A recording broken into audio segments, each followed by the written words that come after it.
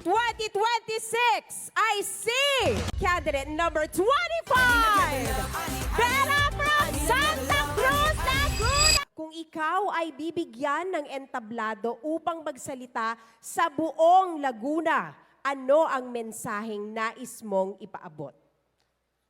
I ultimately believe that we are here not just for entertainment, but for us to give a powerful statement. We are so much more than what meets the eye. We are more than our appearance, and we are more than the definition or labels the society has given us. We are teachers, nurses, doctors, engineers, architects, BPO workers, flight attendants, public servants, and so much more.